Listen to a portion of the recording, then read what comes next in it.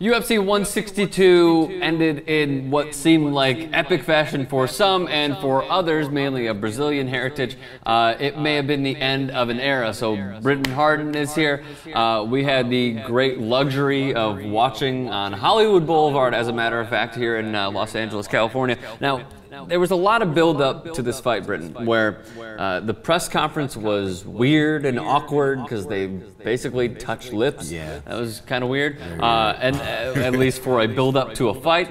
And then, out of nowhere, during the fight, well, not necessarily out of nowhere, Anderson Silva decided to taunt him repeatedly. I mean, he put his fist out to be like, okay, you know, let's go to war. Nothing. Anderson Silva didn't even acknowledge it. He bowed and then he went back. In between rounds, he would talk shit to Chris Weidman. And yet, it seemed like Weidman kept his cool, kept his nerve, as many Europeans like to say, the entire time, and then knocked him out cold with punches in the second round. So, I mean, look, we'll get to the conspiracy theories in a moment. But, I mean, overall, your take on the fight, and did you possibly think that Anderson Silva was just too cocky for his own good? I think the fight was very sad for me. I was very upset. Sad? It was sad. It was sad to see such a great champion go out the way he did. Ultimately, I think he just succumbed to the pressure. He was... The pressure being number one. The pressure of being the _1 guy in the UFC. So many people wanted to come up in weight and down in weight to make their name off of beating him for so many years. He had been, what was it, 16-0? 16-0, 7-year title reign. 17-year title reign in the UFC. And I think that, you know, a combination of competing and training, you know, at that level, I think it just kind of got to him mentally. And you could tell by the way he was taunting Chris Weidman.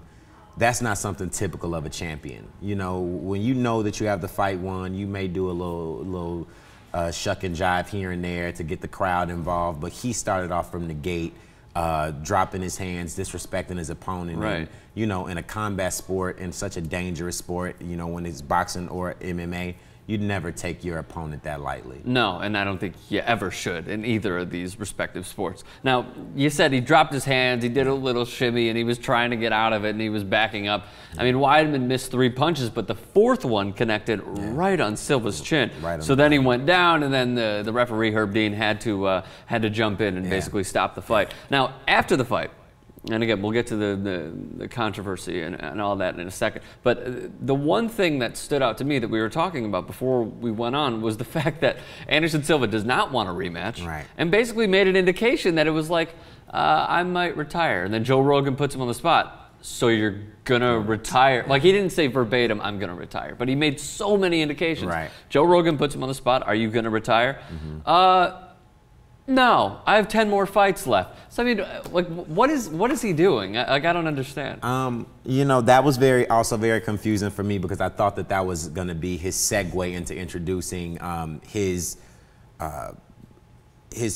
wanting to compete at heavyweight rather. Yeah. But he said that which is still a possibility. Which is still a possibility, but you know, he was just very evasive with the questioning and the answering aspect of the interview. The only thing that he would say was that he did not want a rematch with Chris Weidman. Chris Weidman was the champion, and that everyone needed to respect him as he did. If he would have got a decision loss, maybe he would have been more prone to want a rematch, but I don't know, man. It was very eerie. You know, just the way it happened was very weird, very eerie, and it was very unlike the Anderson Silva that we had all come to know. Well, here's the thing.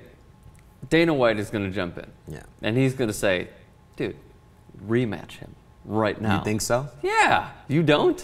I mean, you really don't think that he's going to pull Anderson Silva? I think that's the money. I think that's where the money is. The money is in a rematch, and, you know, obviously them saying, you know, well, you played around the whole time, and the hype is going to be, what's going to happen if Anderson Silva actually goes in and attacks like we know that he can.